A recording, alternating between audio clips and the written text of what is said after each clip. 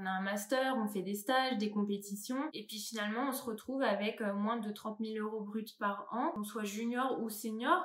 Et ben une bonne idée, c'est une bonne idée.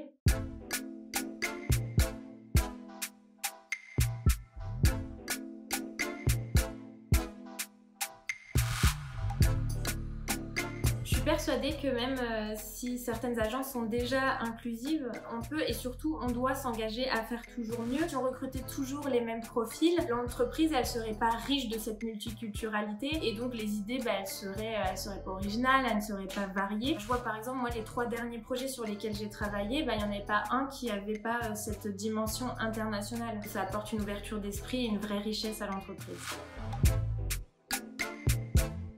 Je vois par exemple, nous en agence de pub, 9 briefs sur 10 qu'on va recevoir vont inclure cette dimension environnementale. On a ce devoir, nous, d'excellence de notre côté pour accompagner nos clients dans leur transformation. Ça se voit en interne puisque on utilise beaucoup moins les imprimantes.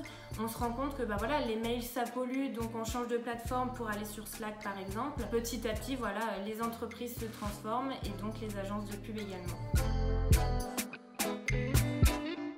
Un prof que j'aime beaucoup d'ailleurs, Monsieur Morelli, si vous passez par là, m'avait dit qu'une de ses anciennes élèves qui travaille aujourd'hui chez Publicis avait posé une question en fait hyper pertinente lors d'une réunion avec le client. Donc le client avait commandé une grande bâche publicitaire et elle lui a dit mais une fois la campagne passée, qu'est-ce que vous comptez faire de cette bâche? Le client lui pensait juste la jeter, il n'y avait pas forcément pensé et elle a dit on pourrait recycler la bâche, en faire des sacs, un peu comme une collection capsule et en fait c'est génial pour l'environnement. C'est une idée toute simple avec du sens et par conséquent pour l'image de marque aussi. Et au-delà, la communication responsable qu'on va catégoriser comme étant éco-friendly, c'est aussi communiquer de manière plus humaine, plus bienveillante, que ce soit en interne ou avec nos clients.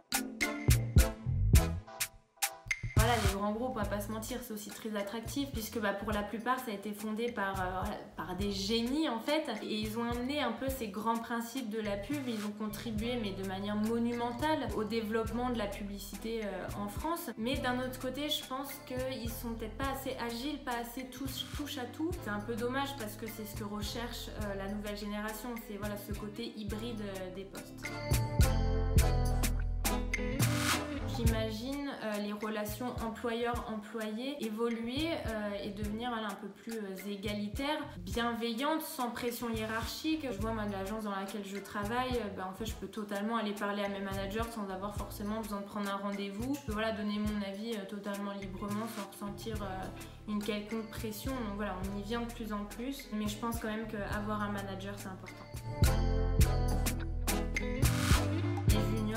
Sont sous-payés et je trouve ça dommage d'ailleurs parce que on a un master, on fait des stages, des compétitions et puis finalement on se retrouve avec moins de 30 000 € bruts par an. C'est dommage surtout quand on connaît tous les budgets que brasse la publicité en France. Du coup j'ai l'impression qu'on dévalorise un peu le travail des juniors d'un point de vue monétaire, qu'on soit junior ou senior.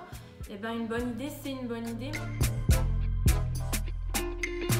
Moi, ce que j'adore dans la pub, c'est que on va pas faire que vendre un produit, on va aussi essayer de faire passer des messages forts qui ont du sens. Par exemple, Gillette Vénus sont invités sur Animal Crossing pour faire passer un message d'acceptation de soi et des autres en proposant en fait des avatars avec des peaux et des corps plus inclusif. Et puis même pour aller plus loin, il n'y a pas que les pubs commerciales, il y a aussi toutes les communications pour aider les grandes causes, les associations. Même si on ne sauve pas des vies, on va pas se le cacher, on peut quand même apporter sa pierre à l'édifice.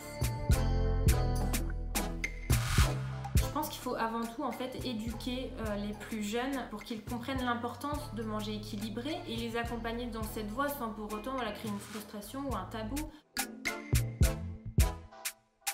On a une responsabilité de faire travailler les petits commerçants et ainsi favoriser l'économie française. Après, comme tout, je pense qu'il ne faut pas non plus s'enfermer dans une communication 100% made in France. Il faut rester modéré.